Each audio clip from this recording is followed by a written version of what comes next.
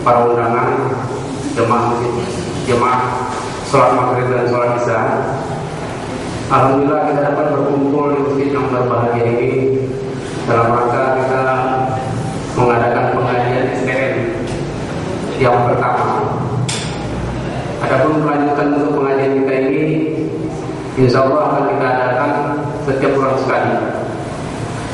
Dan yang mana kalau ada anggota yang ingin berkenan untuk mengadakan pengajian di rumahnya, kami mempersilahkan. Namun kalau tidak pun kita akan tetap mengadakan di masjid Muslim. Adapun pengajian yang pertama ini akan diisi oleh Ustaz kita, Ustaz Salim yang dari Makassar. Dan untuk mempersingkat waktu, kita persilakan saja pada Ustaz kita.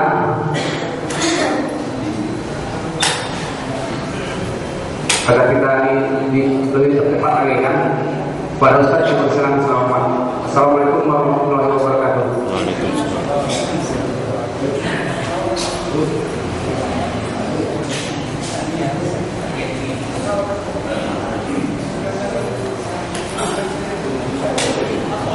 Oke.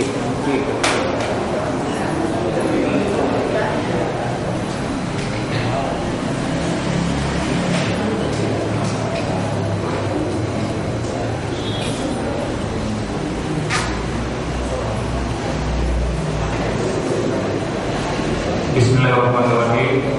Assalamualaikum warahmatullahi wabarakatuh.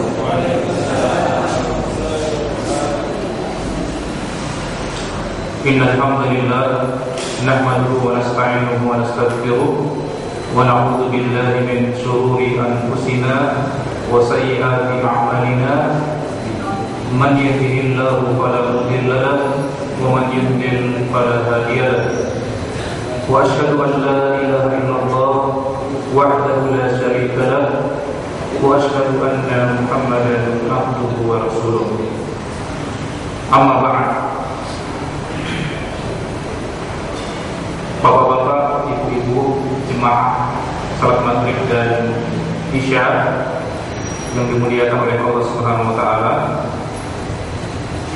kita patut bersyukur kepada Allah Subhanahu wa taala atas limpahan nikmat yang begitu banyak yang telah dan sementara kita rasakan. Di antara nikmat kesehatan, kekuatan, kelapangan, kecukupan, nikmat Islam dan nikmat iman. Banyak sekali nikmat yang telah kita rasakan. Dan saking banyaknya nikmat Allah Subhanahu wa taala, sampai-sampai kita tidak dapat lagi menghitungnya. Dan memang kita tidak mungkin dapat menghitung nikmat Allah Subhanahu wa taala. Karena Allah Subhanahu wa taala sendiri berfirman, "Wa in ta'uddu nikmatallahi la tuhsuha." Jika kamu berusaha untuk menghitung nikmat Allah, niscaya kamu tidak dapat menghitungnya. Dan di antara nikmat Allah yang terbesar adalah nikmat kesempatan untuk mempelajari perkara-perkara agama kita. Mengapa kita patut bersyukur dengan nikmat yang satu ini, nikmat kesempatan untuk ilmu agama? Karena amalan ini adalah amalan yang paling mulia dan amalan yang memiliki banyak keutamaan. Di antaranya orang yang menuntut ilmu agama akan ditinggikan derajatnya oleh Allah Subhanahu wa taala. Di dalam surat Al-Mujadilah ayat 11, Allah taala berfirman, "Yarfa'ullahu alladziina aamanu minkum walladziina utul 'ilma darajat." Sesungguhnya Allah akan mengangkat derajat orang-orang yang beriman di antara kamu dan mengangkat derajat orang-orang yang diberikan ilmu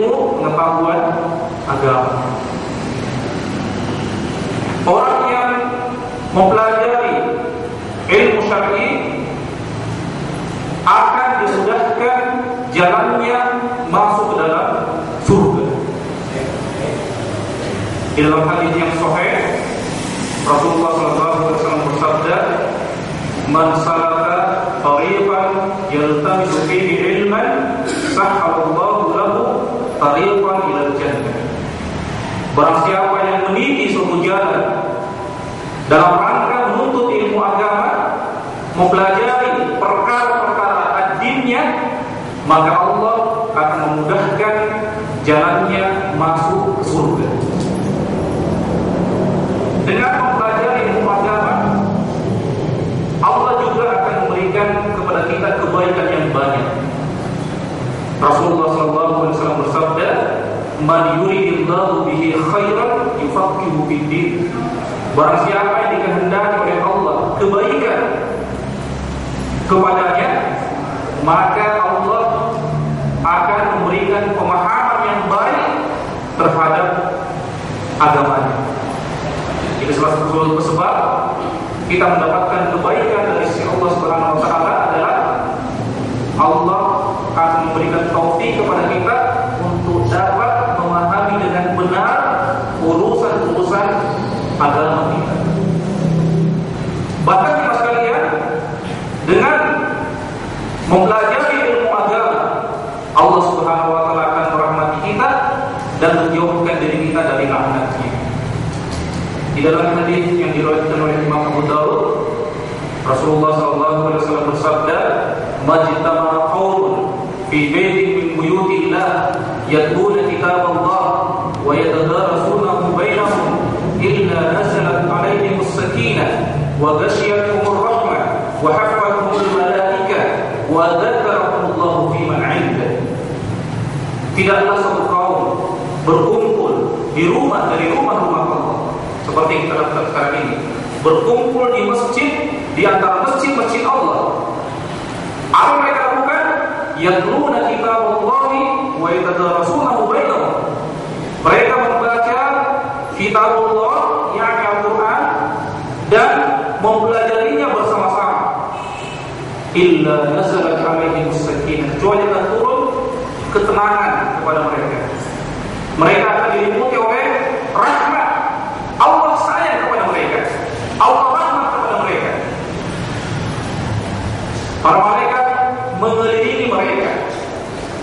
Wa dzakarahumullahu fi man 'indah, dan Allah senantiasa menyebut-nyebut nama-nama mereka di hadapan makhluk yang senantiasa berada di sisinya, di sisi Allah Subhanahu wa taala. Begitu juga disebutkan di dalam hadis Abu Hurairah yang diriwayatkan oleh Imam Tirmidzi, Rasulullah SAW bersabda, "Ad-dunya mal'unatun wa mal'unun ma fiha." Dunia ini beserta segala isinya dilaknat, terlaknat. Iya. Illa dzikrullahi wa ma walahu wa 'aliman wa muta'alliman. Kecuali zikir kepada Allah, apa saja yang dapat menghantarkan hamba untuk takarrub kepada Allah, para ulama dan para penuntut ilmu, orang-orang yang senantiasa mengikhlaskan diri mereka untuk mempelajari urusan-urusan ad-din. Ini beberapa dalil mas sekalian yang menunjukkan betapa mempelajari ilmu agama itu adalah amalan yang sangat mulia dan memuliakan penuntutnya. Nah, mudah-mudahan dengan menyebutkan beberapa keutamaan menuntut ilmu ini menjadikan kita termotivasi, terdorong untuk mau kemudian berusaha mempelajari urusan-urusan agama kita. Kemudian salam dan salawat semoga senantiasa tercurah kepada Nabi kita Rasulullah SAW, Nabi yang diutus di permukaan bumi ini sebagai rahmatan lil alamin. Jemaah sekalian yang dimuliakan oleh Allah Subhanahu wa taala, tema yang akan kita angkat pada malam hari ini yang mudah saja, yang dasar-dasar saja adalah sholat, hikmah dan keutamaannya. Ya. Sebagaimana yang telah kita ketahui bersama bahwa sholat adalah merupakan perkara yang telah diwajibkan kepada setiap muslim yang mukallaf, akil dan baligh. Akil artinya berakal dan tidak gila. Baligh artinya telah berusia baligh. Banyak sekali dalil-dalil baik dari Al-Quran maupun hadis Nabi yang menerangkan kewajibannya. Di antaranya sebagaimana yang terpaku di dalam surat Al-Baqarah. Allah Subhanahu wa taala berfirman, "Wa aqimus shalah wa atuz zakat warka'u ma'ar raki'in." Yang artinya dirikanlah salat, keluarkanlah zakat dan rukuklah bersama orang-orang yang rukuk. Di dalam ayat yang lain juga disebutkan di dalam surat Al-Baqarah, Allah Subhanahu wa taala berfirman, "Hafizu 'alas salawati was salatil wusta wa qumu lillahi qanitin." Jagalah segala salat dan salat wusta. Ya, salat wusta adalah salat asar menurut sebagian ahli tafsir. Dan berdirilah menegakkan salat karena Allah dengan khusyuk. Ada pun dari sunnah, diantaranya riwayat Mu'adz bin Jabal ketika beliau diutus ke negeri Yaman untuk berdakwah kepada penduduknya. Nabi SAW memberikan beberapa nasihat untuk nanti disampaikan kepada mereka penduduk Yaman.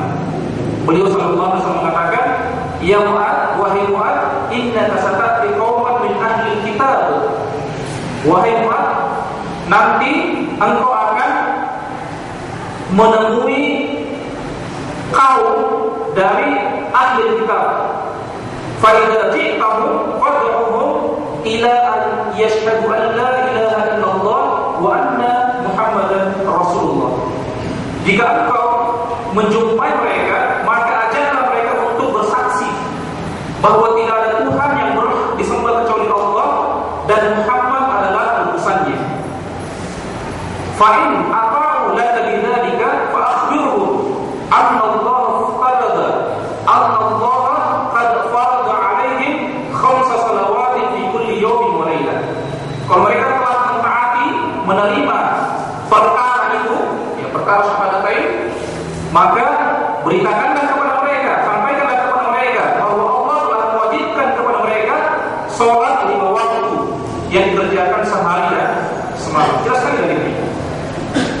Wa in ata'u laka bidzalika fa akhbirhum anna Allah qad farada 'alaihim shadaqatan tu'khadhu min adniyaihim fa turaddu ila fuqara'ihim ila akhir hadis. Ya, kalau mereka telah menerima perkara salat, sampaikan juga kepada mereka, kabarkan kepada mereka bahwa Allah telah mewajibkan kepada mereka sedekah. Ya, sedekah yang dimaksud ini adalah zakat yang hukumnya wajib, yang dipungut dari orang-orang kaya mereka, lalu kemudian disalurkan kepada orang-orang miskin di kalangan mereka. Di dalam hadis yang diriwayatkan oleh Imam Bukhari dan Muslim dari sahabat Abdullah bin Umar radhiyallahu ta'ala anhuma, Rasulullah sallallahu alaihi wasallam juga bersabda, "Umirtu an uqatila an-nas hatta yashhadu an la ilaha illallah wa anni rasulullah wa aqamus shalah wa atuz zakat." Ila akhir hadis. Kata Nabi sallallahu alaihi wasallam, "Aku diperintahkan untuk memerangi manusia hingga mereka mau bersaksi bahwa tidak ada Tuhan yang berhak disembah kecuali Allah dan aku adalah utusannya." Mereka juga berkenan menegakkan salat dan mengeluarkan zakat. Semua ya dalil-dalil ini menunjukkan dan menerangkan bahwa salat adalah merupakan kewajiban bagi setiap muslim.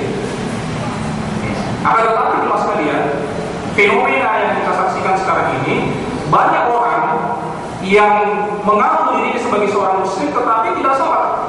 Ya. Mereka meninggalkan, meremehkan, dan bahkan meninggalkan perkara yang sangat-sangat diagungkan oleh Allah Subhanahu wa taala dan Rasul-Nya. Ya. Sholat adalah merupakan perkara yang agung, perkara yang memiliki kedudukan yang tinggi di dalam agama kita.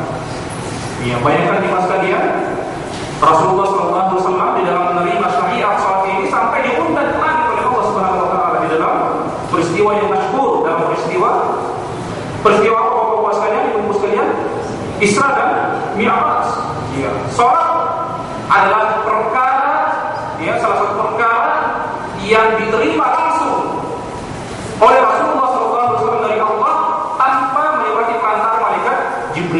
di langit, bukan di bumi.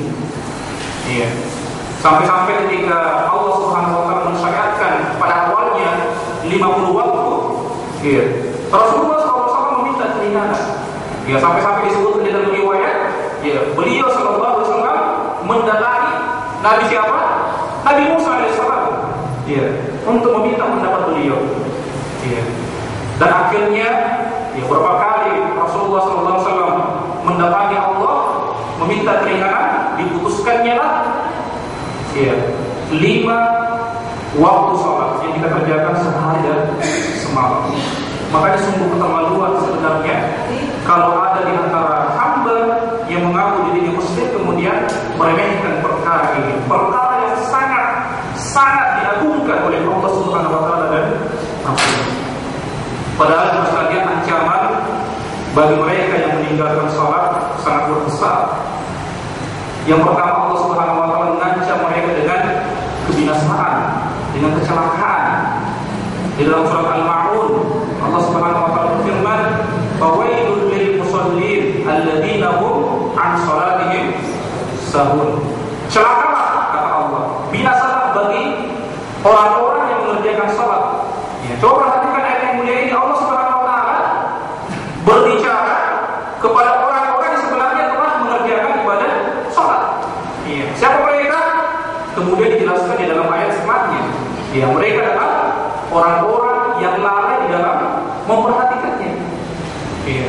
Makanya sahabat yang mulia Abdullah bin Abbas radhiyallahu ta'ala mengatakan ketika beliau mengomentari ayat yang mulia ini, beliau mengatakan sebenarnya ayat ini tidak hanya ditujukan kepada orang yang meninggalkan salat sama sekali, ya, tetapi juga ditujukan kepada mereka yang sebenarnya telah mengerjakan ibadah salat. Iya. Siapa mereka? Termasuk juga orang-orang yang selalu mentakhir, yang selalu menunda-nunda mengerjakan ibadah salatnya. Ya, para ulama memberikan contoh, ya, misalnya dia baru mengerjakan salat zuhur kalau sudah masuk waktu asar. Ya, dia baru mengerjakan salat maghrib kalau sudah masuk waktu salat isya. Ayat juga yang diancam di dalam ayat yang mulia ini. Qaulul lil musallin alladzina hum an salatihim sahun. Dan sebagian ulama juga menafsirkan kata wail, ya, adalah salah satu lembah di neraka Jahannam. Ya, salah satu lembah yang ada di neraka Jahannam. Mas kalian, ancaman yang lain, orang yang meninggalkan salat, tempat yang paling pantas untuknya adalah masuk dalam neraka. Allah Subhanahu wa taala berfirman, "Ma salakakum fi saqar?" Qalu lam nakum minal musallin. Nanti mereka ditanya, ya, apakah yang menyebabkan kalian ini sehingga memasuki neraka saqar? Mereka kemudian menjawab dengan hina-hinanya, qalu lam nakum minal musallin. Kami termasuk ketika di dunia golongan yang meninggalkan ibadah salat. Na'udzubillah min dzalik. Dan ancaman yang terbesar yang seharusnya membuat kita takut, ya, yang seharusnya menyebabkan wudu kita berdiri adalah bahwasanya orang yang meninggalkan salat telah menanggalkan agamanya, telah melakukan perbuatan kufur. Iya. Ya, mungkin ada sebagian mengatakan, Ustaz ini kok keras sekali, ya, sampai berpendapat kufurnya orang yang meninggalkan salat. Ya, coba kita kembali kepada dalil. Di dalam surat At-Taubah, perhatikan dalilnya. Allah Subhanahu wa taala berfirman, "Fa in tabu wa aqamus shalah wa atuz zakat fa ikhwanukum fid din." Apabila mereka telah bertobat, artinya bertobat dari kesyirikannya. Dia telah mentauhidkan Allah Subhanahu wa taala dengan semurni-murninya, mengesahkan Allah, menyembah hanya kepada Allah semata dan tidak menyekutukannya di dalam peribadatan. Mereka juga telah menegakkan salat dan mengeluarkan zakat. Fa ikhwanukum fid din, maka mereka adalah saudara-saudara kamu seagama. Ya, disebutkan di dalam ayat yang mulia ini syarat-syarat ukhuwah fid din. Ya, syarat-syarat persaudaraan di dalam agama. Mas kalian, kalau kita berbicara tentang syarat, maka syarat adalah hal-hal yang harus terpenuhi dalam suatu amalan atau ibadah. Tidak ada syarat, tidak ada ibadah. Tidak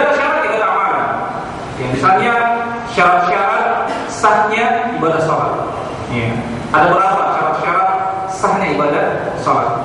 Ya, di antaranya Islam, berakal, mumayyiz, ya, anak yang telah mampu membedakan yang baik dan yang buruk, suci dari najis, suci dari hadas, menutup aurat, menghadap kiblat dan seterusnya. Ya, misalnya kita katakan semua syarat telah terpenuhi kecuali satu, dia mengerjakan salat tidak menghadap kiblat. Apakah salatnya diterima? Saya tanya bapak-bapak di ibu sekalian, diterima salatnya dia tidak menghadap kiblat? Tidak diterima, tidak sah. Begitu juga pembahasan kita, ya, syarat-syarat ukhuwah di dalam agama. Artinya disebut di dalam surat At-Taubah ini tauhid, ya, meninggalkan kesyirikan, yang kedua meninggalkan salat dan mengeluarkan zakat. Kapan salah satu tidak terpenuhi, maka persaudaraan di dalam agama tidak bisa dianggap. Ya, makanya Syekh Ibnu Utsaimin rahimahullah mengatakan, apabila seseorang telah bertaubat dari kesyirikannya, tetapi enggan mengerjakan salat dan juga enggan mengeluarkan zakat, dia bukan saudara kita seagama. Begitu gamblang juga disebutkan di dalam hadis yang diriwayatkan oleh Imam Ahmad. Rasulullah SAW bersabda, al-ahdu bainana wa bainahum as-salah, faman tarakaha faqad kafar. Jelas sekali, ya, perjanjian atau batasan kita kaum muslimin dengan mereka orang-orang kafir adalah salat. Ya, yang membatasi kita kaum muslimin dengan mereka orang-orang kafir adalah salat. Ya, kaum muslimin mestinya mengerjakan salat, menjaga salatnya, sedangkan orang kafir memang tidak salat. Maka barang siapa yang meninggalkan salat, faqad kafar. Sungguh dia telah melakukan perbuatan kufur. Ini dimaksudkan yang dimuliakan oleh Allah Subhanahu wa taala. Menjaga salat dan memeliharanya dengan baik memiliki keistimewaan, hikmah dan keutamaan yang sangat banyak. Di antaranya yang pertama, salat merupakan tiang agama Islam. Hal ini berdasarkan sabda Rasulullah SAW, Rasul Amrul Islam, wa dirwatu wa umuduhu salat, wa dirwatu sanamihi al-jihadu fi sabilillah. Ya, pokoknya segala perkara adalah Islam. Inna dina indallahi al-Islam. Sesungguhnya agama yang diridhoi oleh Allah adalah agama Islam. Di dalam ayat yang lain, "May yabtaghi ghairal Islami dinan falan yuqbala minhu wa huwa fil akhirati minal khasirin." Barang siapa yang mengharapkan agama selain agama Islam, mencari menganut agama selain agama Islam, maka tidak akan diterima, dan kelak di hari kemudian dia termasuk golongan yang merugi. Ya, satu-satunya agama yang benar dan dibenarkan oleh Allah hanyalah agama Islam.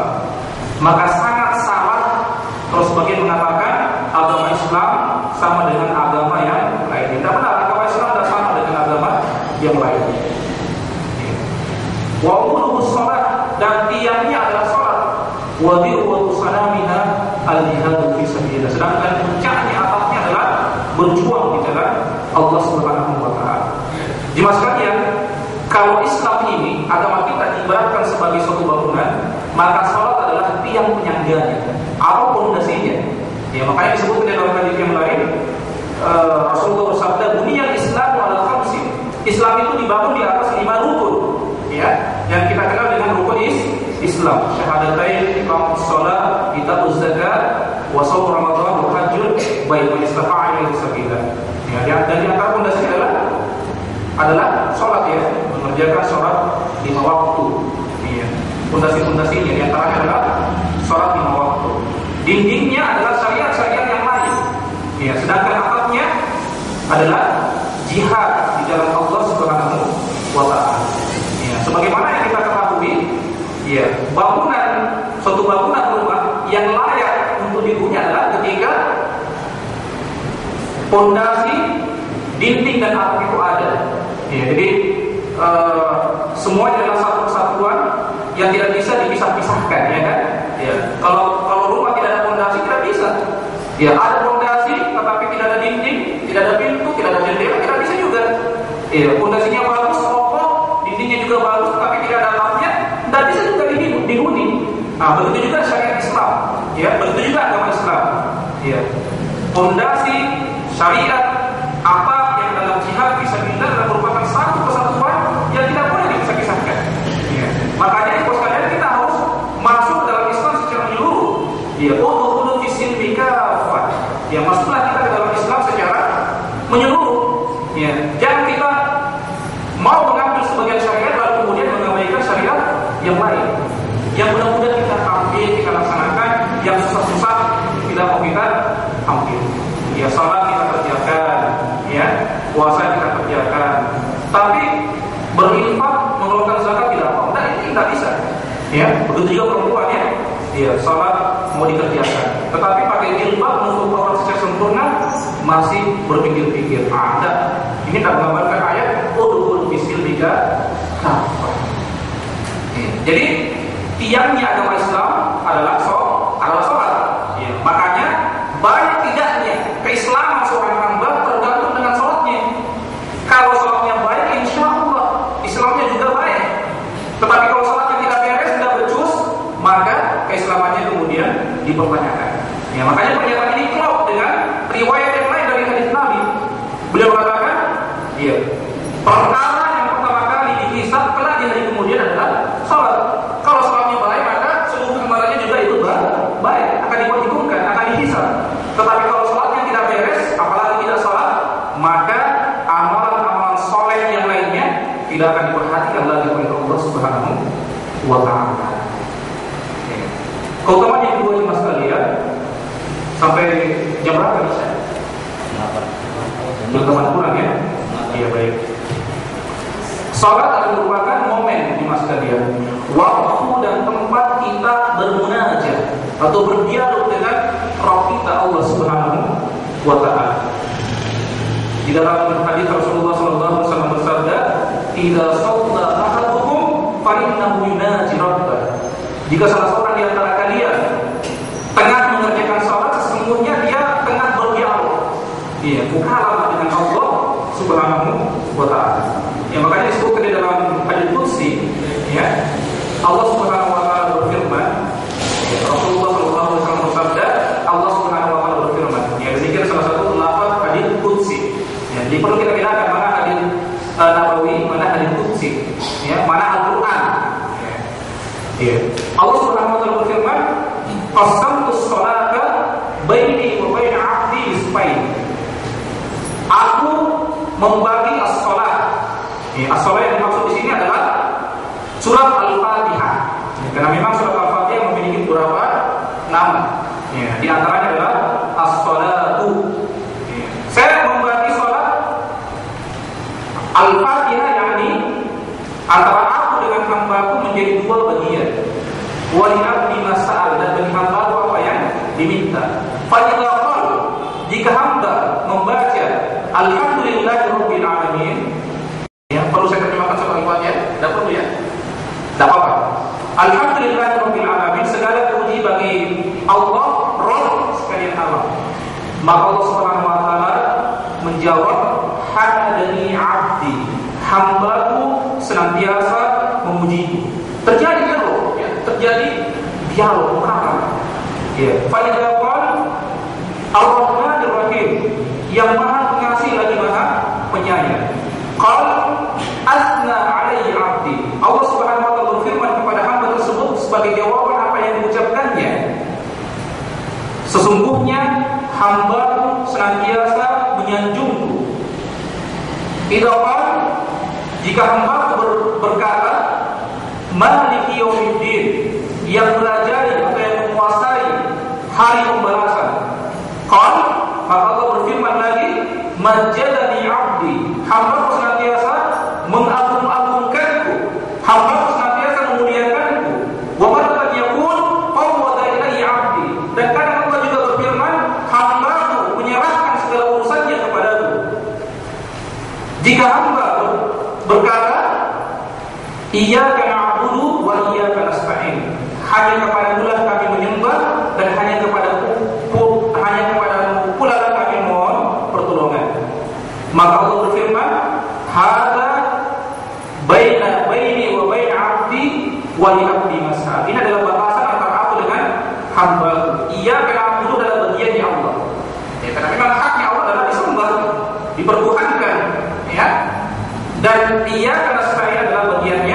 hamba. Ya. Allah memberikan kesempatan kepada kita untuk memohon doa kepada Allah Subhanahu wa taala. Ya. Kemudian ketika hamba membaca ihdinas siratal mustaqim siratal ladzina an'amta 'alaihim ghairil maghdubi 'alaihim waladdallin, ya, dan lafaz yang terakhir ini adalah mengandung doa, maka Allah Subhanahu wa taala lagi-lagi berfirman kepadanya sebagai jawaban apa yang diucapkannya, hadza li'abdi, ini adalah bagiannya hambaku, wa li'abdi masal, dan bagi hambaku apa yang diminta. Terjadi dialog masalah ketika kita mengerjakan ibadah salat. Ya. Bagaimana caranya Allah menjawab dengan kita?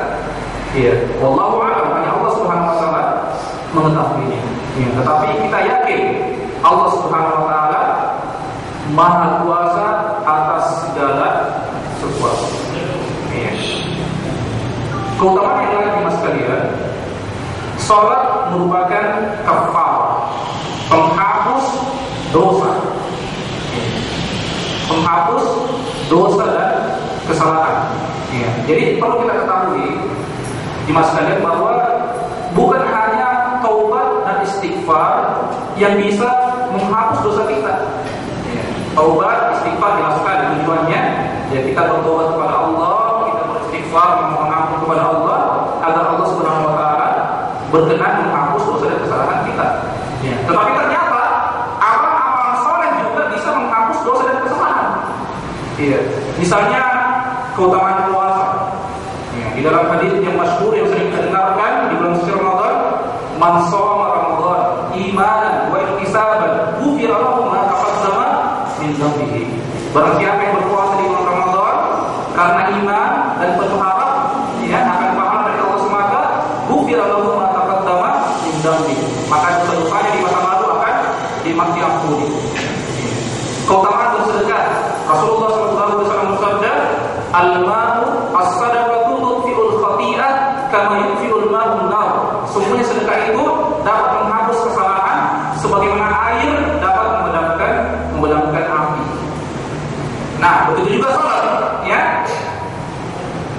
Rasulullah SAW bersabda di dalam hadis yang diriwayatkan oleh Imam Ahmad, ya, mamri'il muslim tahduruhu salatun maktubah fayuhsin wudu'aha wa khushu'aha wa ruku'aha illa kanat kafaratan lima qablaha min ad-dunub, ya, ma lam ya'ti kabiratan wa dhalika ad-dahr kullu.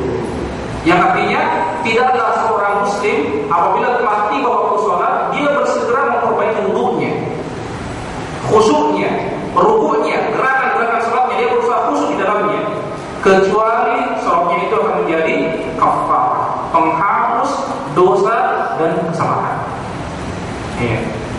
Di dalam ayat yang lain Rasulullah juga pernah mengatakan kepada sahabatnya, wahai para sahabatku, bagaimana sekiranya di depan pintu-pintu rumah kalian ada sungai, lalu kemudian kalian mandi di dalamnya, apakah masih tersisa kotoran pada jasad-jasad kalian? Maka para sahabat mengatakan, tentu tidak wahai Rasulullah. 2 kali saja kita mandi dalam sehari itu sudah cukup menghilangkan kotoran, ya, pada tubuh kita, pada jasad kita. Apalagi 5 kali, ya kan? Maka Rasulullah kemudian bersabda, demikian pula salat yang kita kerjakan 5 kali sehari dan semalam dapat menggugurkan, dapat menghapus, dapat meleburkan dosa-dosa dan kesalahan hamba di masa lalu. Ya, apalagi di masa kalian salat ini adalah pekerjaan yang mudah, amalan yang enteng dan berat, ya. Dan ingat di masa kalian bahwa seorang mukmin yang cerdas, dia tidak hanya memperbanyak ibadah, ya, walaupun di hati itu dianjurkan memperbanyak ibadah, ya, dari sisi kuantitas maupun kualitasnya dianjurkan di dalam syariat kita. Bukan Allah Subhanahu wa taala berfirman, fastabiqul khairat, berlomba-lomba kamu di dalam mengerjakan al-khairat, kebaikan-kebaikan. Di dalam ayat yang lain Allah juga berfirman, wasari'u ila maghfiratin min rabbikum wa jannatin 'arduha as-samawati wal ardu 'iddat lil muttaqin. Bersegeralah kamu menggapai ampunan dari Tuhanmu dan surga yang luasnya seperti langit dan bumi yang disediakan bagi orang-orang yang bertakwa. Di dalam hadis Nabi, idza sa'altal jannah fas'alil firdaus.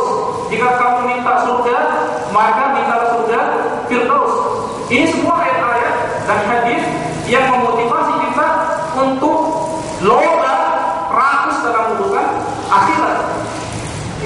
Kata Nabi kalau minta surga, kalau berdoa minta surga Firdaus. Ya kita harus optimis dalam persoalan akhirat. Jangan loyo, jangan pesimis. Ya Allah yang penting saya masuk surga dan apa-apa. Ya. Nah, apalagi kalau kita mengatakan apa-apa saya masuk neraka, yang penting nanti dikeluarkan darinya lalu kemudian dimasukkan ke dalam surga. Nah, di dalam hadis bahwasanya siksa yang paling ringan di neraka adalah seseorang dipakaikan sandal dari bara api yang menyebabkan otaknya mendidih. Nah, ini siksa yang paling ringan ini. Ya makanya jangan bercita-cita berharap masuk ke dalam neraka. Ya, kita tidak menginginkan sampai lalu kita tersentuh dengan api neraka. Kita mau masuk surga, langsung masuk surga, dimudahkan masuk surga. Ya, dengan menuntut ilmu tadi juga, ya adalah salah satu sebab yang dengannya Allah akan memudahkan jalan kita masuk dalam surga. Ya, kan macam-macam orang masuk ke dalam surga. Ada yang cepat, ada yang lambat, ada yang masuk ke dalam neraka dulu, kemudian dikeluarkan, kemudian masuk ke dalam surga. Ya, kita harus optimis dalam masalah ukhrawi. Ya, minta surga, surga terus. Ingin masuk surga, langsung masuk surga, dimudahkan masuk surga. Ya, begitu Jemaah sekalian. Tetapi di samping kita memperbaiki ibadah, kita juga mencari amalan-amalan yang mudah dikerjakan, tetapi memiliki bobot pahala yang begitu besar. Ya, karena kita kondisi tubuh kita kan tidak selamanya fit, tidak selamanya kuat. Nah, ada beberapa amalan-amalan yang perlu kita cari dan laksanakan, ya, yang memiliki bobot pahala yang besar. Ya, misalnya apa? Amalan yang ringan, yang mudah dikerjakan. Membaca Al-Quran. Ya. Membaca Al-Quran susah atau mudah? Mudah. Ya. Dan utamanya sangat besar Jemaah sekalian. Rasulullah SAW bersabda, "Man qara'a harfan min kitabillah falahu bihi al-hasanah wal hasanatu bi asyri amsalha la aqulu alif lam mim harf walakin alif harf wa lam harf wa mim harf." Barang siapa yang membaca satu huruf hijaiyah yang terdapat di dalam Al-Quran, maka baginya satu kebaikan yang kemudian dilipat gandakan menjadi 10 pahala. Saya tidak mengatakan alif lam mim satu huruf, akan tetapi alif satu huruf, lam satu huruf, dan mim satu huruf.